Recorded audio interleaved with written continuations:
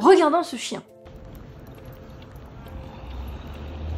Et si je vous dis que ce chien a besoin d'être vu par un chirurgien, parce qu'il va fatalement avoir un jour une boiterie sévère d'un des postérieurs. Et je vous expliquerai plus tard ce qu'il fallait observer. J'ai sélectionné des signes de maladie contre-intuitifs, peu connus, mais aussi les très connus évidemment, on a tous été malades un jour, on sait ce que c'est, mais votre doute va se porter sur le caractère urgent ou pas urgent. Peut-être. Premièrement, votre chien n'est pas comme d'habitude. Un chien qui se montre excessivement agité, qui ne parvient pas à se poser, il tourne en rond, se couche puis se relève aussitôt, peut être indicateur de douleur. Ou bien, il s'agit d'un Jack Russell, auquel cas, bon voilà quoi. N'oubliez pas que j'ai dit pas comme d'habitude. Un chien qui est abattu, peu réactif, qui ne veut pas jouer, qui se cache, etc. Ça vous en doutez, peut être signe de maladie. Appelez votre vétérinaire pour statuer sur le caractère urgent ou pas. Ensuite, il y a le changement d'appétit. Manger plus que d'habitude depuis quelque temps est considéré comme anormal. On parle alors de polyphagie. À l'inverse, manger moins, voire pas du tout, est aussi anormal. On parle alors de dysorexie ou d'anorexie.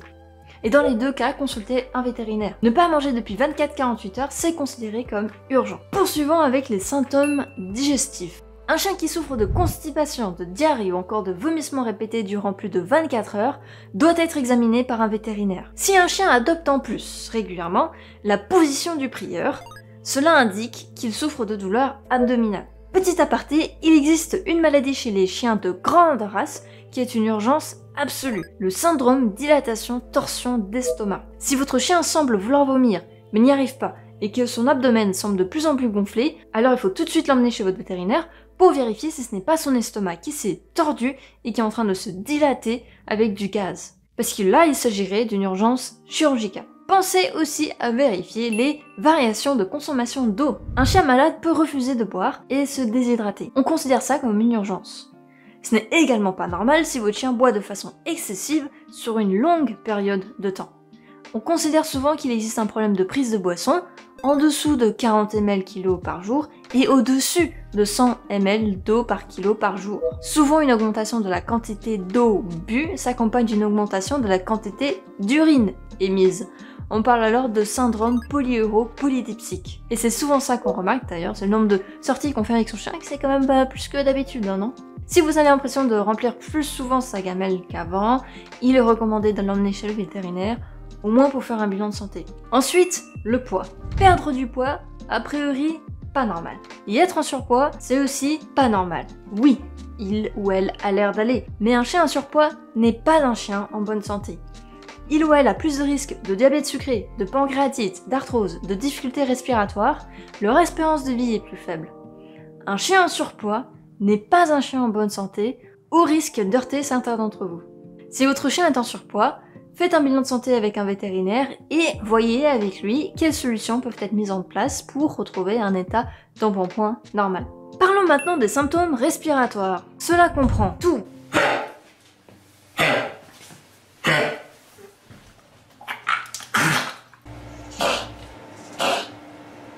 Éternuement, bruit de sifflement, sécrétion nasale, ronflement. Les causes sont variées.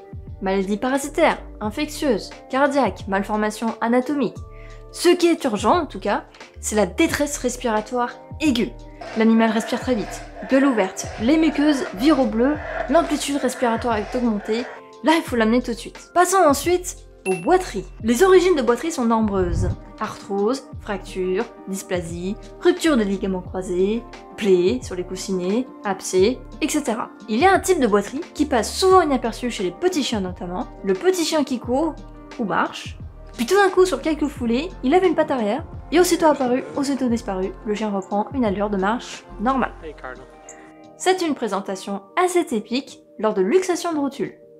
Elle se grade selon la boiterie et l'examen orthopédique de votre vétérinaire afin de déterminer sa gravité. Votre vétérinaire pourra discuter avec vous des options chirurgicales adaptées à chaque animal. Autre signe surprenant, c'est le léchage excessif. Le léchage excessif révèle souvent un trouble d'ordre comportemental, signe révélateur d'anxiété, mais aussi peut signaler un désordre physique comme une douleur, un trouble au niveau de la peau. Et qui dit peau, dit symptômes dermatologiques. Si votre chien présente des démangeaisons, une chute de poils importante, des boutons, des zones de peau irritées, rouges, voire une peau qui vire au noir, etc.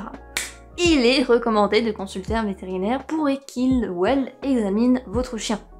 Vous pouvez aller voir cette vidéo où je présente les principales causes de démangeaison et les types d'examens complémentaires qu'on pourrait vous proposer dans ce cas-là. J'ai aussi créé pour vous une fiche synthèse qui répertorie les symptômes anormaux. Évidemment, c'est impossible d'évoquer tout ici.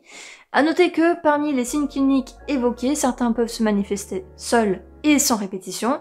Ils ne sont pas nécessairement le signe d'une maladie, mais indiquent parfois un trouble passager. Des vomissements aigus par exemple peuvent survenir à la suite d'un aliment ingéré que l'animal supporte mal, et sans trop grandes conséquences. Néanmoins, en cas de symptômes inquiétants et ou répétés et ou associés à d'autres signes cliniques, contactez votre vétérinaire afin qu'il ou elle vous aide à déterminer si c'est une urgence vitale. Voilà, disclaimer obligatoire terminé. C'était Vetco, merci de m'avoir consacré votre temps, restez connectés à vos animaux et hâte de vous revoir à la prochaine vidéo.